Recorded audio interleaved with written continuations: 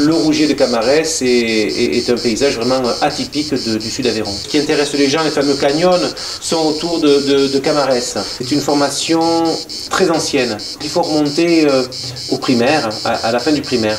Toutes les montagnes qui entourent le Rougier, qui est ce qu'on appelle les monts de la Cône, l'érosion de ces chaînes montagneuses, donc il y a environ 250 millions d'années, les matériaux d'érosion se sont retrouvés dans un bassin, le bassin du Rougier. Voilà, il se trouve que ces matériaux, bien sûr suivi d'une période de sédimentation, ces matériaux très riches en oxyde de fer, associés à un climat qui n'était pas celui d'aujourd'hui, mais qui était un climat semi-tropical. Il faut s'imaginer des zones humides à l'époque. Et bien voilà, l'oxyde de fer plus la présence de l'humidité, c'est de la rouille.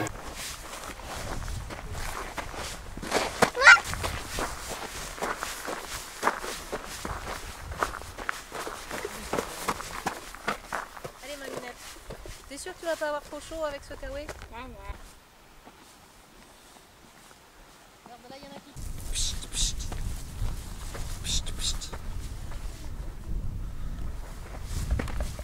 Il n'y a pas d'immortel ici. Regarde, c'est du bien, c'est tombé, c'est petit.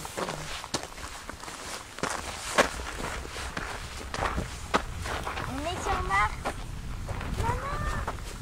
Maman, t'as vu ça?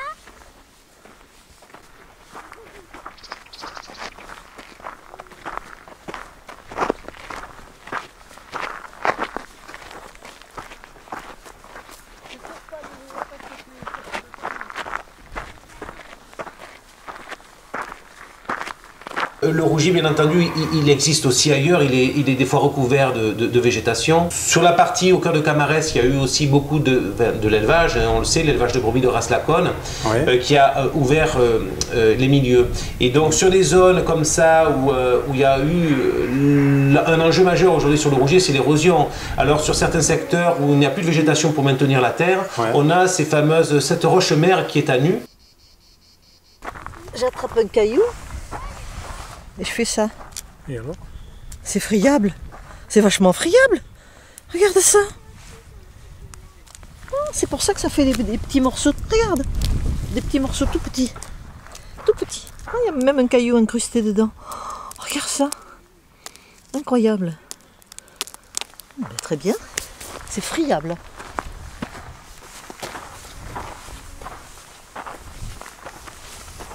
Les canyons, ça s'est formé, c'est à cause de l'érosion ou c'est... Oui, tout simplement, c'est l'érosion de l'eau, le travail de l'eau, bien sûr la gélification, le froid, le gel, le vent, tout ça, et la présence aussi de ceux qui fréquentent le Rougier, hein, on participe aussi à l'érosion.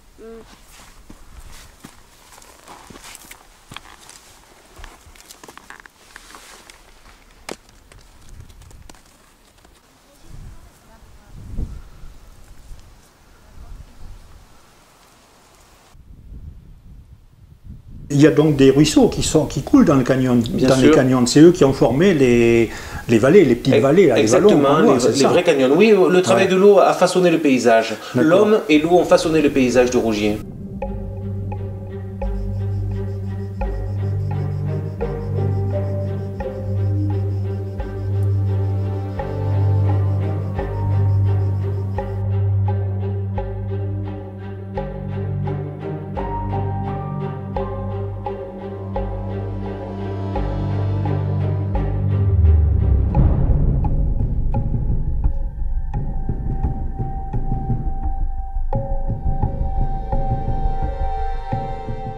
on a vu des rapaces là, mais des rapaces de grande envergure. Oui. Donc moi je croyais que c'était des aigles au départ, et après tu m'as dit que non, c'est sûrement des vautours. Mais ça pouvait.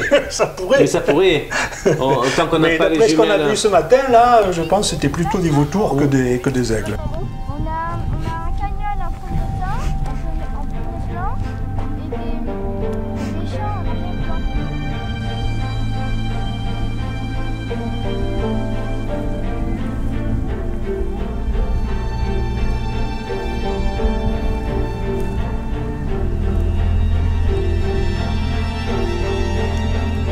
La végétation, oui, au cœur du Rougier, vous savez, ce qui fait la particularité du Rougier, c'est les influences climatiques. Au cœur du Rougier, on est sur un climat méditerranéen, où on va retrouver des espèces vraiment représentatives du milieu méditerranéen, et on retrouve aussi plusieurs climats quand on se retrouve en bordure du Rougier, donc on va retrouver un climat atlantique, et on va retrouver également un climat montagnard. Il y en a partout, c'est un champ de thym en fait. Regarde, là, ça c'est un champ de thym. Ça sent. Là, ça accroche mieux. Non mais sans le... mets tes doigts dedans. Je me suis mis une branche dans la narine. Ça sentait la lavande.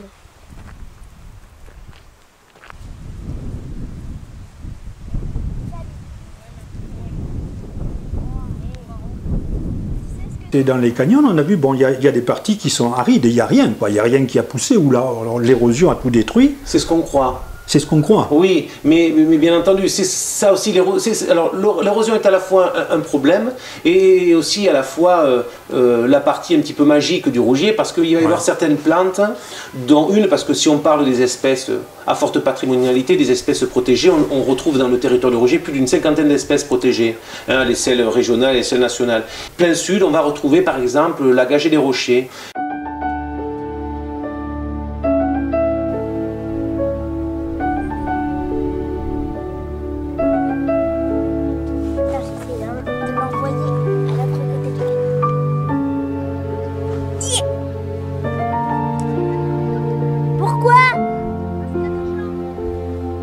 Pas des gens dans le canyon.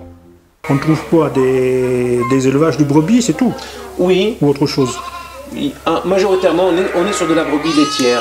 Voilà, race Laconne pour le fromage Roquefort.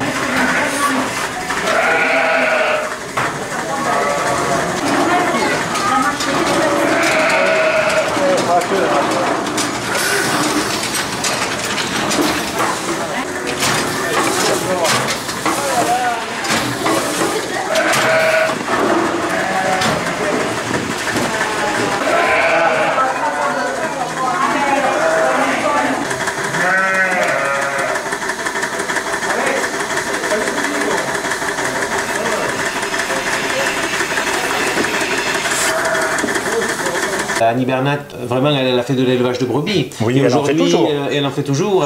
Voilà, les enfants qui ont pris la relève. Voilà. Mais... Alors autrefois, dans la famille des moutons, le grand là, on avait en plus l'antenaise. Il y avait le bélier, la brebis, l'antenaise, l'agnelle. L'antenaise parce que la brebis ne mettait bas qu'au bout de 2 ans. Mais comme depuis les années 70, où les petites laiteries dans la campagne ont fermé, les machines à traire sont arrivées ici en 67. On a donné à manger aux brebis pour les appeler à la traite, ces brebis mieux soignées. Oui. Ça a été pareil pour les agnelles. Nous, on s'est mis rapidement à soigner les agnelles à part. Parce que si elles sont mélangées avec les brebis, les adultes les parent. Elles les empêchent de manger. Et là, elles sont mieux soignées, elles se développent mieux.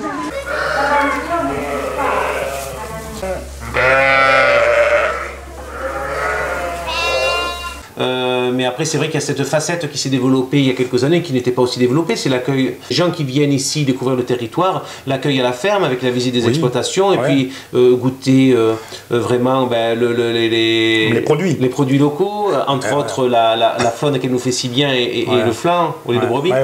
Voilà, et le fameux Roquefort. Le fameux Roquefort, oui. Mais oui, c'est riche, le patrimoine est très riche. Donc le lait il part à la coopérative. Alors nous ici les producteurs de lait, nous sommes 2000 dans le rayon de Roquefort. Il y a ceux qui viennent aussi voilà, découvrir le patrimoine plutôt culturel, dont fait partie entre autres le château de Montaigu.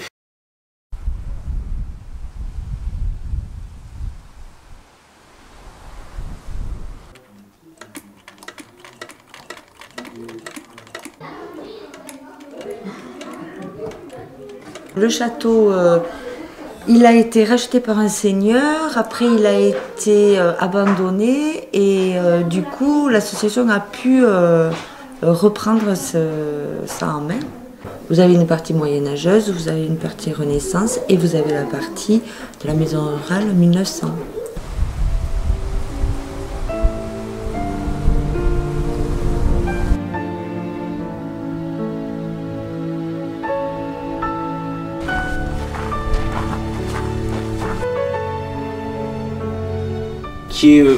Qui pousse spontanément sur ce territoire de Rougier et qui attire beaucoup d'amoureux de la nature qui aiment découvrir toutes les espèces animales et végétales et même les champignons, qui viennent ramasser les champignons. Oui, donc ça c'est un attrait pour les naturalistes et pas les écolos comme on a souvent entendu, des gens qui sont intéressés par la nature.